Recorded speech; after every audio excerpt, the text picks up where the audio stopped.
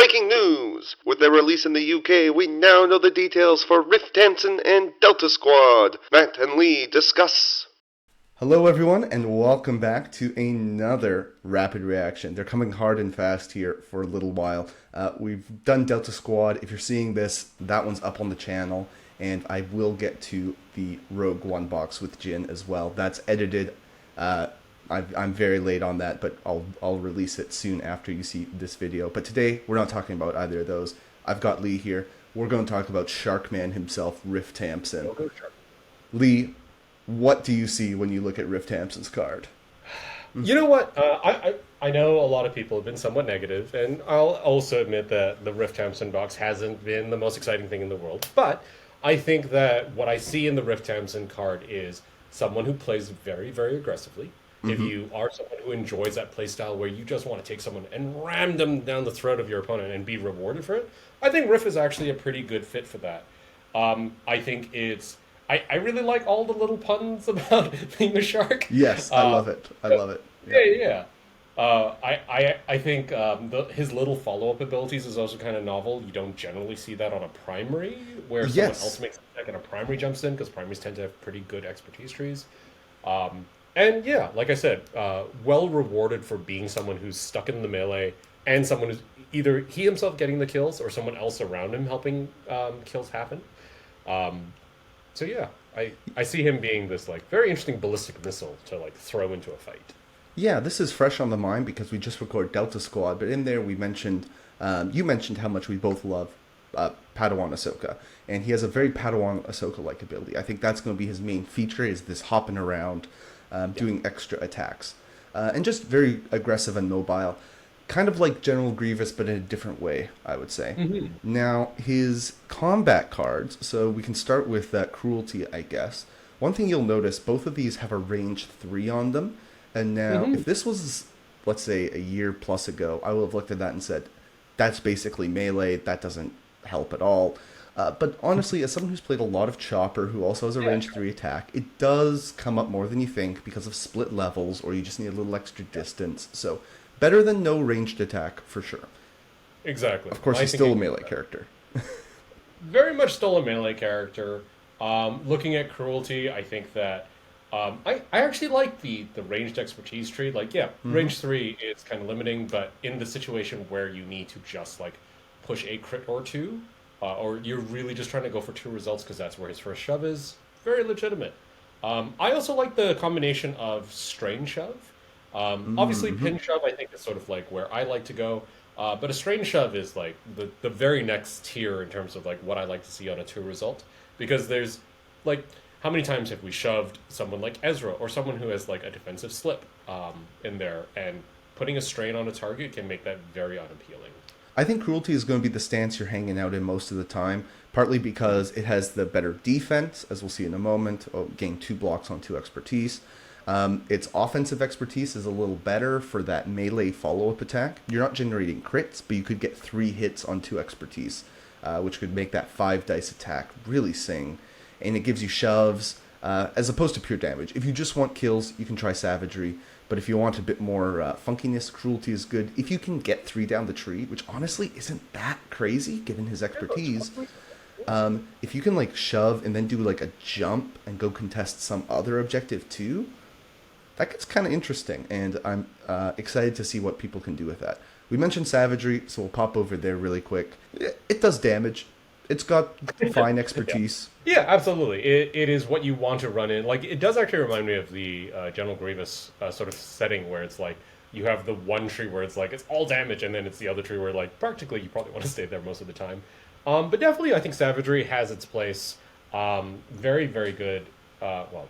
A fine melee expertise tree for when you want to get some results through. A fairly boring expertise. Sorry, not expertise. A fairly boring tree in terms of like, you are here to do damage and very little else. Yeah, I mean, the bottom part, you can do a little bit of funkiness, but you got to get pretty far. Before we move on from him, it is worth noting he is a scoundrel, and he does have some scoundrel synergy, so he can play outside of Separatists, and maybe we'll see that when we get to our lists. But first, Nossor Ri, which I have to be careful not to say Nossor Ri, because it sounds so similar. His tactic is interesting. Getting full advances, repositions, Yeah. can be very nice. But again, it's like the old pawns problem. I either move myself or I move a friend. Of course, Nossor is only a 3 cost. Riptide is, we've talked a lot about Fixer recently and how really good that ability is. The problem is Aquatic is a very limited tag. Delta Squad, I guess, is also very limited, except they're more exciting, I think, versus the Yeah. aquatic units. You can't really splash Nossor Ri in a Dooku list. Eh. Being like, oh, I want to take Dooku and B2s, I'll take Nossor Ri as my secondary and no other aquatics. It doesn't really make sense. Yeah, absolutely. It is interesting to see a 3 cost secondary in the SEPs. I think hopefully we're seeing what might be like an early building block to where it's more separatist. It would be so great to see like a 9 cost SEP primary, but I think a 3 cost secondary who does actually moves a person, adds dice, which is very separatist secondary so far. Yeah, all right. Yeah. We see some shenanigans with the reserve, which we'll see again. We've seen with B1s already with Separatists, and we're going to see in a minute with Aqua Droids. If we look at his stance, Opportunist, it looks pretty standard for a 3 cost secondary. I really worry about that defensive profile, though. He's only 7 health. He's kind of like a 7 health Rebel Commando when it comes to defense. He's a 4/5 instead of a 5/4, but and he doesn't even have ways to get hunkers easily. And as someone who's played a lot of Rebel Commandos, that's a problem. And then once, I guess if you're playing him in some sort of maybe Dooku or CAD list, perhaps you can afford the force cost if he gets wounded for Riptide, but I don't love it.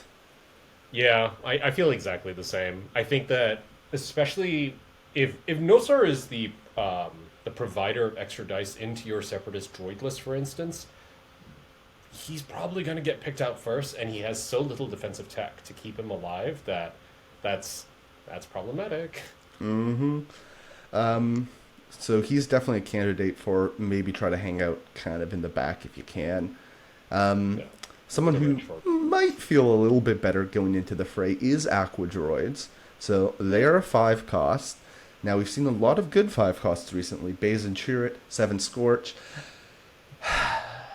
But unfortunately, I just don't think Aqua Droids live up to the same standard. So yes, they've got cool reserve mechanics. They've got protection. They ignore cover. But, they don't ignore it. They reduce it by 1, which is not nothing. But importantly, they don't have steadfast. And if we look at their stance, their defense is still not great. Droid supports tend to have bad defense and get bullied off of objectives. And I don't think Aqua Droids are any different. I'm also thinking about this in the sense of I think if you're playing set droids, you're mindful of oh, maybe I can squeeze a 5 dice out of them. And I guess technically Aqua Droids could get you a double shove on 3, but with that cheese chart, it's not very likely. If you can get them in melee, I think you're feeling decent. Now, would I still rather have a Magna Guard making that 5 dice in melee? Probably. But these guys have the added bonus of a bit more mobility on their turn, and they can shoot if needed, which Magna Guards obviously cannot. I don't think their tree is bad, and they will be often throwing, if they focus, it's 8 dice, ranged or melee. That's not bad. They could hit pretty well. If they were a 4, I'd probably be looking at it and saying, yeah, that's a pretty decent 4, but I'm not sure it's as good as what I would really want from a 5. Existing as a 5-cost support is tough in that particular sort of tag.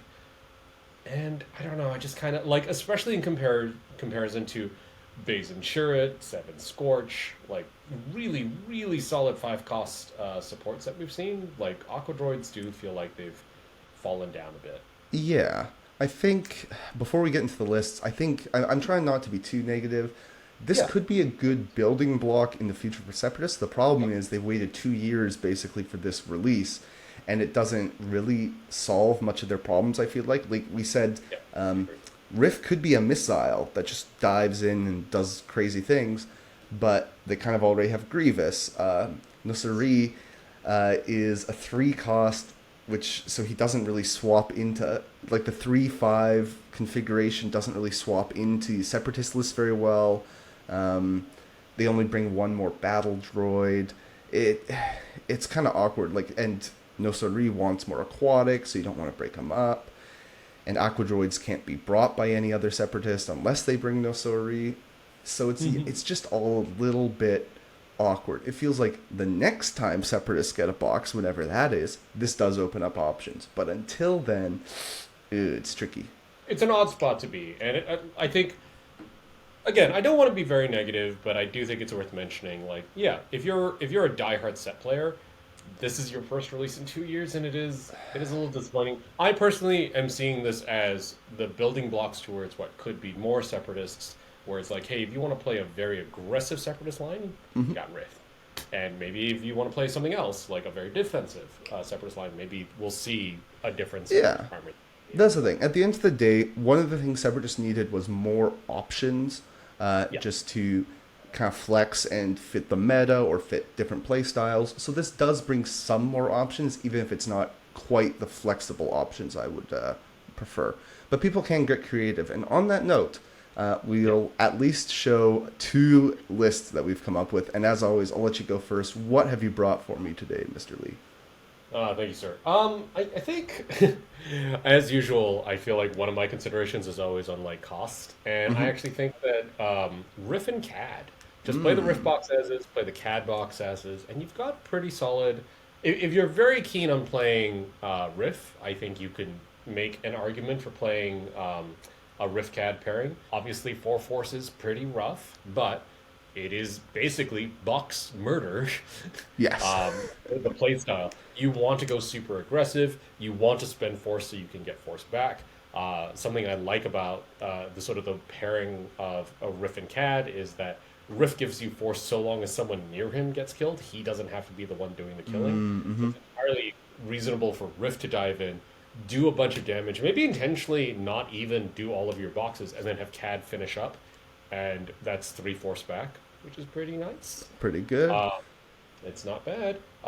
We have Aura, who can now take the tag of any primary. So it could be aquatic. She could be Separatist. I think aquatic makes more sense, but you can decide at the table. If you would rather she have access to extra dice, or if you would rather more dice be available to your Separatists. Yeah, exactly. There's a little bit of flex, a little bit of stuff there. And then bounty hunters are perfectly fine for cost support, and they're scoundrels, so they can still trigger Riff. So, no, I like it.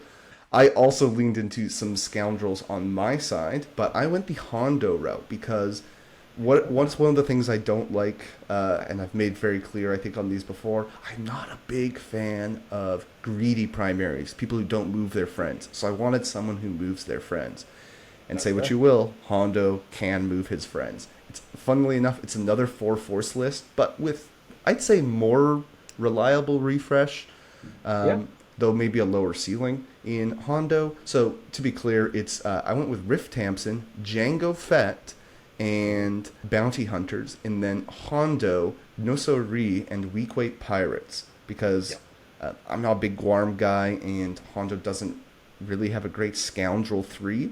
Nossor Ri kind of can be that. You're not getting tons of value out of him, but you still have 2 other Separatists, or, well, 3. He can use it on himself for +1 die if you really want.